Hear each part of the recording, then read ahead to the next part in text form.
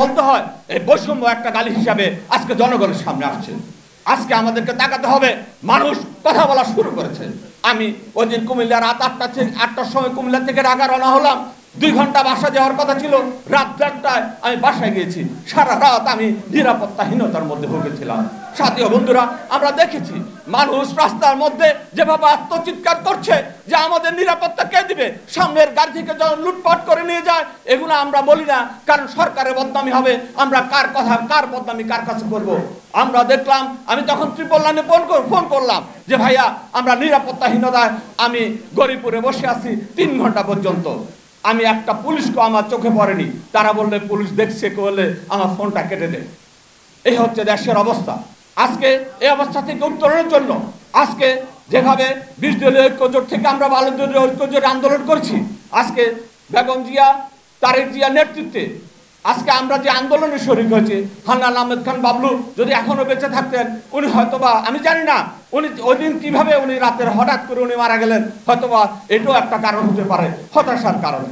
সাথীয় বন্ধুরা, আজকে আমরা হান্নান আহমেদ খান বাবলুর এই স্মরণ সভায় জোর দাবি জানাচ্ছি, অনতিবিলম্বে নির্বাচন দিয়ে রাজনৈতিক দলের হাতে ক্ষমতা হস্তান্তর করে এই দেশকে যদি সঠিক পথে নিতে না পারেন, তাহলে দেশের ভবিষ্যতে খুবই অন্ধকারের দিকে যাবে।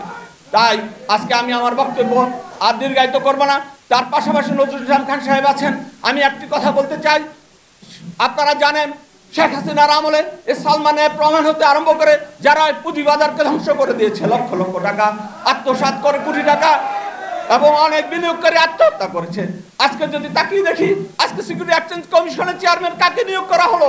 অত্যন্ত পরিতাপের সাথে বলতে হয়, এই সিকিউরিটি এক্সচেঞ্জ কমিশনের চেয়ারম্যান বানানো হয়েছে স্ট্যান্ডার্ড ব্যাংকের এমডি খন্দকার রাশেদ মাকসুদকে, যিনি আজিজ খান, যিনি স্বৈরাচারের দোসর আজিজ খান, ফারুক খান, কাজী আকরামের অত্যন্ত ঘনিষ্ঠ লোক।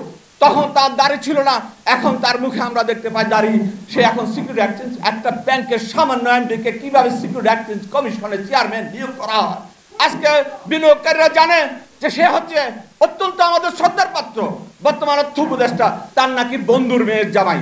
এইভাবে যদি অযোগ্য লোককে এবং দোষরদের, স্বৈরাচারের ফেসিবাদের দোষরদেরকে ক্ষমতার মস্তদে বসানো হয়, তাহলে দেশের কোন দিকে নিয়ে যাচ্ছে? তাই সরকারকে বলবো, এইসব দিক আপনারা দেখুন, পুঁজিবাজারকে যেভাবে ধ্বংস করে দেওয়া হচ্ছে, সেখান থেকে যদি খন্দকার রাশেদ মাকসুদের পদের দাবি করছি আমি এই স্মরণ সভায়, কারণ আওয়ামী লীগের দোসরকে কেন সিকিউরিটি এক্সচেঞ্জ কমিশনের চেয়ারম্যান পদে বসানো হলো? সাথীয় বন্ধুরা, আমি আমার বক্তব্য দীর্ঘায়িত না করে অনতিবিলম্বে একটি সুষ্ঠু নির্বাচনের আশা ঘোষণা দাবি করে আমি আমার বক্তব্য শেষ করছি। ধন্যবাদ সকলকে।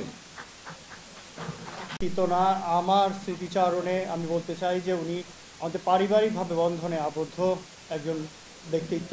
আমরা তাকে বাবলু চাচা বলতাম।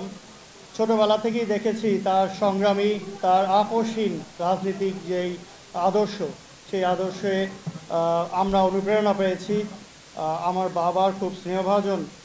এখন সিকিউরিটি এক্সচেঞ্জ, একটা ব্যাংকের সামান্য এমডিকে কিভাবে সিকিউরিটি এক্সচেঞ্জ কমিশনের চেয়ারম্যান নিয়োগ করা হয়? আজকে বিনিয়োগকারীরা জানে